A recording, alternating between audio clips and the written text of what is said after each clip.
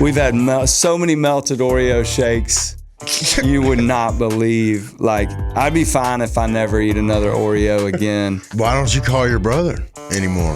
I mean, that's quintessential me, man. It's just, I was so sorry. Your duet with Kane Brown, song for my son. Are you guys cool? If you guys do you guys hang out a lot? No, we don't hang out a lot, but I appreciate Kane. He's always been someone in my corner, and I genuinely like Kane Brown's music, but I just love Kane, man. He's he's somebody I've been on a stage before, feeling out of place, and seen him stand up. I don't know if y'all caught the show last night, the CMT Artist of the Year Awards, but I'm still jacked about it. I look out and Kane Brown it stands up during Fantasy Light, and dude, just big grin on his face, and was just enjoying it from the bottom of his heart. And it was that moment I was like, I got this, I love the way he's a dad. He's an inspiring father. I think Kane just does his own thing. We've always kind of related from a distance with that, like just trying to do us, and not really chase something. Got nothing against my dad. It is what it is. I don't hear a lot of massive artists sing my lyrics. That was the goal when we moved to Nashville, was to get like these outside cuts. But when I turned that song on and heard Kane's voice, of such a recognizable sound, that's a special, there's something different, and you're used to hearing yourself, you're like, whatever, that's me. But when Kane comes in and just got nothing against my dad, you're like, whoa, it just hits different, when somebody else sings it. And I've always felt that way on any outside cuts or anything I've had. And actually, there's a cool story. He said in his verse, he says, "Lord, let this cross on my neck not just be a bunch of bling." And it's a prayer. The song's a prayer. When I texted Kane and said, "Hey man, what do you think?" He and I had always texted about possibly doing something together, and I was like, "Is this the one?" And he texted me a picture of the cross he had on, and he didn't even say anything. He just said, "I'd be honored," and sent the cross. So I was like, single artwork. I was like, Lord, thanks. This just seems natural, and I hate asking people, to do collabs, because I kind of feel like a mooch. Like, hey, can I borrow your fans and we can do this together, and maybe it will be even bigger. Because you think that is something that crosses your mind. But Kane was very humble and just kind, and man, he killed it. He sounds so good. Jesus, please just come on back, I need you. I'm desperate, messed up. Fatherhood consumes me. It's all I think about. And I want to be a great example for my kids. I say sorry a lot, and I do feel this pressure. My kids my boys are teenagers now. There's a sense of like, well, I can't undo. Like, I already messed them up. I'm like, they went by too fast. Like, I was going to try to get it. I was going to get it right before you could really mess them up. And now I'm like, no, I did it. They're messed up. And I don't think there's any way around that. We had an incident actually this week that it's wild you're asking this question, but one of my sons, his name is Chapel, and I'm coaching all three of them in basketball, and it's so hard for me to not coach. I'm just a coach. I just want to coach all the time. I love it, and I'm sure part of that is probably the whole fight to not live vicariously through your kids and just be like, hey, y'all do you, I'm gonna do me. But the coach hat rarely comes off, and I'm working on it. But the other night we were playing 21, and my son, he's huge. He's a great athlete. He's a good basketball player, and I'm trying to get him to be big in the post, use his body, always look for contact, and keep it keep it at the rim, but he wants to shoot threes. And so we were playing 21, and I handed him the ball, and he shot a three, and I just gave it back to him. I said, don't shoot threes. Come inside and be big, with me and my other son. And it was a loose ball, and it was like between his legs, and we were both getting down on it, and my head hit his nose, and it cracked his nose. Like we go at it at the house, and man, I gotta tell you, it was just, that's quintessential me, man. It's just, I was so sorry, and I even now am now. My wife is like, "Hey, get over it. It's all right. Like he's resilient. It's okay, And I'm just like, I was going too hard. I was hard on him. I should have been, kinder, more patient. Who cares if he shoot? I'm like retracing my steps that night going, how do I not get to a broken nose? And just my son knowing that I love him. That's all I care. I don't care.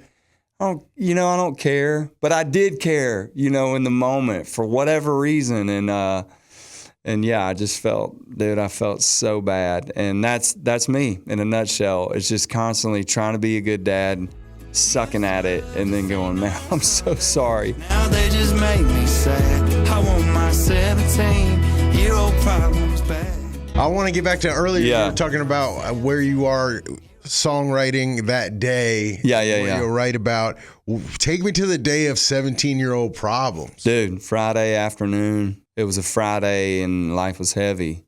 Man, I'm 46. I feel like I'm not a therapist or anything, but I guess I'm prime time for, actually I'm 45. I can't remember how old I am. Wow. I think I'm 45. It's funny, you get older and you're like, you should what go the am other I? way, man. Actually, Lainey's 46 and I'm 45 because I just made fun of her for that the other day. But we, man, yeah, 17 problems literally spilled out. Just life was heavy. And I honestly was sitting on a Friday thinking, just kind of looking around at life and kind of assessing my to-dos, my to-work-ons, things like that. And I thought, man, I've got to be the stupidest adult.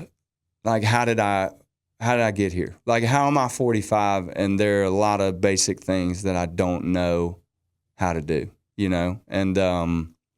And there's things I do know how to do, but there's a lot of things where I'm like, man, I thought I would be way smarter by this age. And now, it's heavy stuff. It's like my sister takes care of my mom in Mobile, and my sister's an angel. I don't know.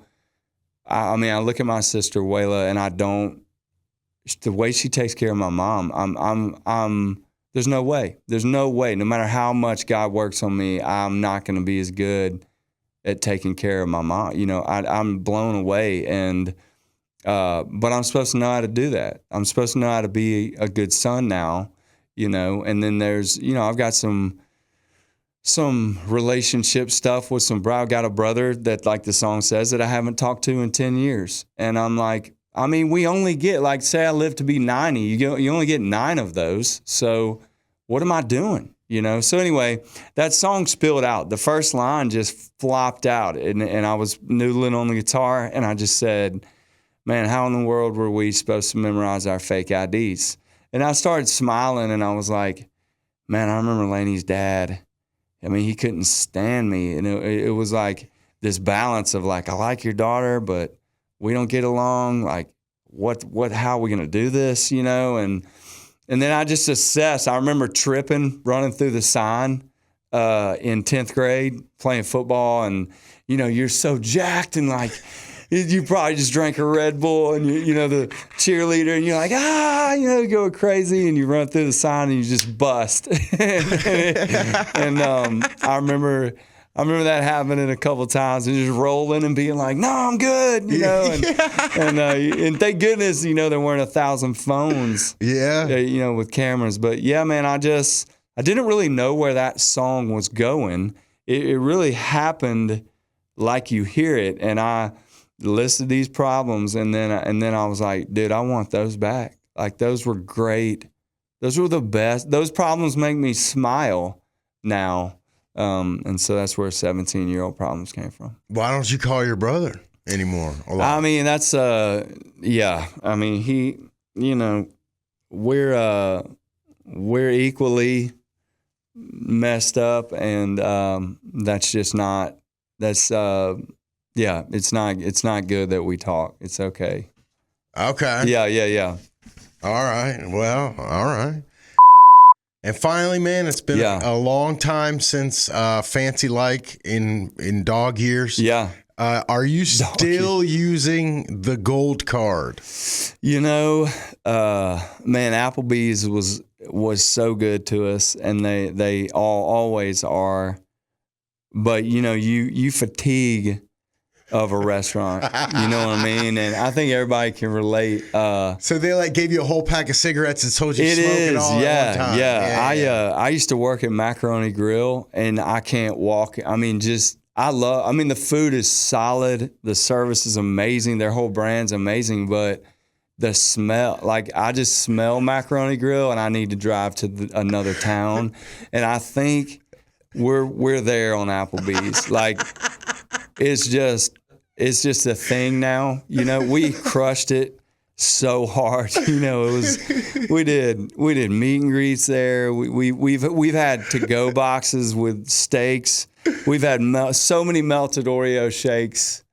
You would not believe. Like, I'd be fine if I never eat another Oreo again. And it's funny how something great and just awesome, one day you wake up and it's just like, I can't do it again. So we're taking a break right now. Awesome. We're taking an Applebee's break, but we happily, you know, sing that song every single night, and I never tire. Where's the card at? The physical card? I think it's in Lainey's wallet. She's kind of the boss of that, but man, it's I would lose it. Can you bring it in next time? I will. Yeah, I'll bring you. I'll actually bring. They charge them up, you know, and send us fresh ones, and so we have stacks. Oh, they're sick too. You can throw them and they'll stick in a tree like a throwing star. You know, my kids figured that out. But I will bring you an Applebee's card and sign it for you. Oh man, epic!